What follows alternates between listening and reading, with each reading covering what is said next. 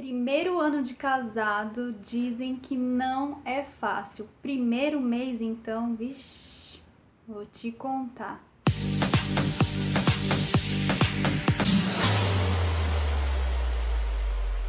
Eu tô gravando esse vídeo hoje, mas eu já estou, na verdade, com 2 meses, indo pro 3º mês de casada. Mas como eu demorei um pouquinho pra gravar os outros vídeos, então por isso esse ficou um pouquinho pra mais tarde. Mas eu vou falar do 1º e do 2º mês de casamento, as principais dúvidas, porque quando eu tava noiva, eu gostava de assistir muito esses vídeos sobre casamento, pra me preparar, pra saber o que tava por vir, pra quebrar um pouco aquela ansiedade. Então, eu acho muito interessante esses vídeos que vai mostrando meio que em tempo real essas fases de adaptação, mostrando assim como que tá sendo, para que possa ajudar outras pessoas, outras noivinhas, outras pessoas que estão passando por esse momento ou que vão passar por esse momento. Então eu vou postar o 1º mês de casamento, o 2º e depois só lá pro 6º mês de casamento, 1 ano e por aí vai. Primeiro eu quero falar sobre as dificuldades. Como eu disse no começo do vídeo, dizem que o 1º ano de casado é muito difícil. Eu ouvia e eu pensava mais na questão de as duas pessoas do casal, né, não se adaptar um com o outro, ter problemas de relacionamento, mas eu não imaginava, eu não conseguia ter uma ideia do que exatamente seriam essas dificuldades. Quando a gente se casou, eu e o Bruno, e aí começaram a vir essas dificuldades, eu vi que o problema era outro. A gente não tem esses problemas de convivência, a gente se dá muito bem.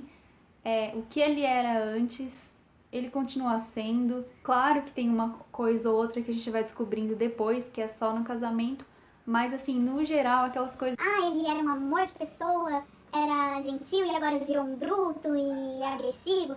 Esse tipo de coisa não, sem surpresas, graças a Deus. Mas as dificuldades que eu vejo, assim, que a gente tem enfrentado, principalmente eu, é mais com relação à adaptação mesmo dessa nova vida. A gente era solteiro e de repente nós estamos casados. Nós estávamos na casa dos nossos pais, com a nossa família, as responsabilidades eram outras e agora isso tudo mudou. Então é conta para pagar, é casa para cuidar, para limpar, é comida para fazer, é muita coisa. Eu me mudei de cidade, então eu tô longe da minha família. A gente sempre morou tudo perto, na mesma rua, na mesma cidade. Essa é uma das coisas que pega bastante, eu sinto muita falta. Não consigo visitar sempre a minha família e nem eles virem pra cá porque é um pouquinho longe. Então fica meio difícil, geralmente uma vez por mês que a gente se vê e olhe lá, né? Mas é complicado, por exemplo, nas festas de aniversário, churrasco, vários momentos que tipo do dia a dia, eu não posso mais estar presente nem eles estarem presentes também assim na minha vida.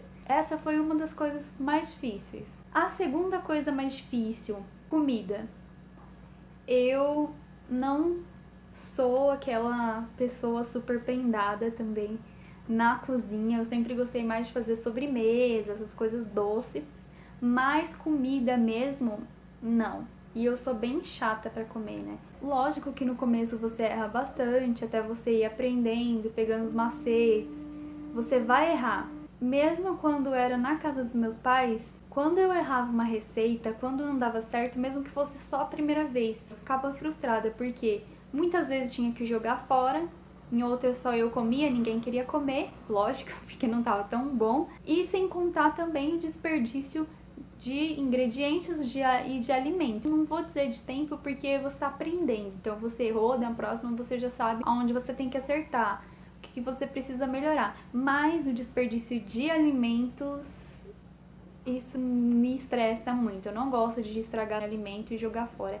E falando nisso, outra coisa também, fruta. Eu tenho sentido muita necessidade, muita mesmo de comer frutas. Como eu nunca fui de ficar comprando fruta, nem essas coisas, então às vezes a fruta estraga, porque eu não sei se tá boa ou se tá ruim, às vezes eu vou abrir e tá muito verde, não tá madura, e aí acaba não dando para aproveitar. Então, essas situações assim são bem chatas, são situações que até a gente ir aprendendo, mesmo a gente tendo Google, YouTube, a gente pesquisando, é complicado, é só no dia a dia mesmo que você vai vendo, que você vai se adaptando. Então, o segundo ponto é essa questão da comida.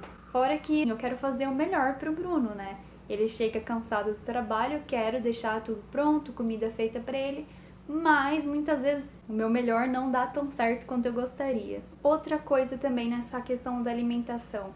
Eu mudei completamente a minha alimentação. Antes eu tomava café todo dia, de manhã e antes de dormir. Eu já percebi que muitos youtubers, muita gente que vai gravar vídeo, quando começa a gravar o vídeo, começa barulho de furadeira, de obra e tudo para atrapalhar, cachorro latindo. Não tá sendo diferente dessa vez. Eu não tomo mais café no café da manhã e nem antes de dormir. Geralmente de manhã eu como, às vezes eu tomo sim café, eu faço café, como pão e tal, mas na maioria das vezes eu como sucrilhos, fruta, cada dia uma coisa, não tem mais aquela mesa assim montada como tinha na casa dos meus pais. E antes de dormir também não, porque geralmente a gente janta um pouquinho mais tarde e lá na casa dos meus pais eu não tinha mais o costume de jantar, aqui por causa do Bruno, então eu comecei a jantar de novo. E aí às vezes fica assim com o estômago pesado, então nem tenho fome antes de dormir pra tomar café, fazer alguma coisa. Então também não tomo mais café antes de dormir. E antes pra mim era uma coisa terrível ficar sem tomar café. Tirava café, eu tentava diminuir, não conseguia, eu ficava em desespero se eu não tomasse um golinho de café. Mas isso eu acho que é algo positivo, porque muito café não faz bem e pra mim não é bom tomar café. Então nesse ponto tá bom, porque eu tomo de vez em quando, sem exagero, sem excessos. Terceira coisa, uma coisa que eu acho engraçado é que nesse primeiro mês, eu e o Bruno, a gente teve muito conflito no sentido, ele tem as manias dele, eu tenho as minhas. Quando a gente casa, cada um tem as suas manias, cada um tem a sua cultura, cada um vive de uma forma e veio de uma família diferente da outra. O Bruno, ele é de São Paulo, eu vim do interior de São Paulo. Os costumes, por mais que não seja tão distante, os costumes são outros. No dia a dia a gente vê isso de uma forma gritante. E tudo que a gente vai comprar no mercado, ou tudo que a gente vai fazer, ele fala: Ah, a minha mãe não fazia assim, então por isso eu não faço assim. Aí eu retruco. Ah, mas a minha mãe fazia de tal forma, por isso eu acho que tem que ser dessa forma. E aí a gente fica nessa. Só que aí que tá a questão. Os dois vieram de famílias diferentes, de vidas, de manias diferentes. E agora os dois se juntaram. Não tem que prevalecer os costumes de um ou de outro. Vocês são uma nova família. Então, vocês agora vão se unir. E no dia a dia vocês vão ver o que é melhor para vocês dois como família. Vocês são uma nova família. Então são novas tradições, novos costumes, novas culturas, novas manias. Vocês vão decidir essas coisas que antes vocês não decidiam. Era repassado para vocês, repassado pra gente. Isso é uma coisa que pode dar muito conflito se a gente não se ligar, mas se a gente parar para pensar nessa questão que a gente tem que fazer do nosso jeito como um casal, como uma nova família, a gente vai se adaptando muito melhor. Quarta coisa, sobrenome. Agora eu tenho um novo sobrenome. Eu não tirei nenhum dos meus sobrenomes, eu mantive, tá enorme, gigantesco, mas eu preferi manter tudo e acrescentar o do Bruno. É meio estranho, eu me sinto uma impostora quando eu vou falar o meu novo sobrenome. Ou quando eu vou usar, é como se eu estivesse brincando de casar, entendeu? De estar casada. Então, é um pouquinho estranho quando você vai falar o seu nome e sobrenome para alguém, ou escrever, ou assinar, é bem esquisito. E nesse mesmo ponto, falar esposo, meu esposo, ou ouvir que eu sou a esposa dele também é um pouquinho estranho. Eu me seguro para não dar risada. Por dentro eu dou muita risada, porque é tipo, tá acontecendo isso? Agora eu estou casada, mas parece que a ficha ainda não caiu, assim, é muito engraçado. A quinta coisa, coisas que ele não fazia e que agora ele faz. E vice-versa, né? Também não vou me safar dessa. Coisas que eu não fazia antes e agora eu faço. Mas aí é a versão dele, agora eu tô falando por mim. São coisas bobas, assim, nada que, nossa, eu quero me divorciar. Jamais. Mas coisas assim, tipo assim, ele falava pra mim que não gostava de assistir futebol, que jogo de futebol só assistia assim quando era aqueles jogos internacionais, de times internacionais e tal. Eu imaginava, uma vez e nunca, né? Mas depois que a gente casou eu descobri que esses jogos internacionais, eles não acontecem uma vez e nunca. Pra quem tem TV a cabo, eles acontecem todos os dias, praticamente. Porque sempre ele tá acompanhando. Ele não fica assistindo o jogo inteiro, mas ele coloca um pouquinho pra ver o resultado, ele fica vendo um pouquinho, às vezes ele não tá fazendo nada, daí ele coloca. Então, assim, esse tipo de coisa, assim, são coisas bobas, mas que não fazia antes. A gente achava que era de um jeito e, na verdade, é de outro. Essas foram as dificuldades do primeiro mês que eu tive, que eu percebi de casada. Não é fácil. Nas primeiras semanas eu passei muito mal por conta da minha alimentação, porque a gente ainda estava se ajeitando, aquela fase de mudança é complicado. Acho que as primeiras semanas foram as mais difíceis. Você cai naquele drama, assim, parece que é o fim do mundo, você faz uma tempestade no copo d'água, mas passa, gente, passa. O primeiro mês de casado eu sobrevivi.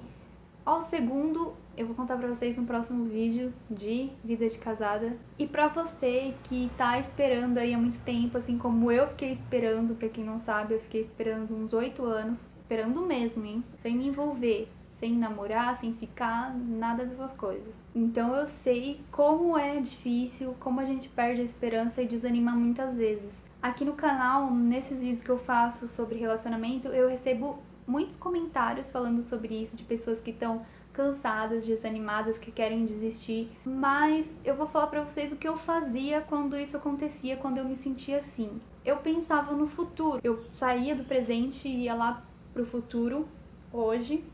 E eu pensava no testemunho que eu queria contar hoje para as pessoas, por onde eu fosse. Hoje, graças a Deus, eu sobrevivi a esse tempo de espera e eu tô aqui contando um testemunho. Não foi fácil chegar até aqui, mas eu consegui. E se eu tivesse desistido lá atrás, como eu tentei e quis muitas vezes, e faltou muito pouco pra eu desistir, pra eu jogar tudo pro alto e acabar com o meu testemunho nessa área. Eu certamente não estaria aqui agora gravando esses vídeos sobre vida de casada. Então, não desistam, pensem no testemunho que vocês querem contar, naquilo que vocês têm, que queima dentro do coração de vocês, e sigam em frente. Por mais difícil que seja, passa, vai passar.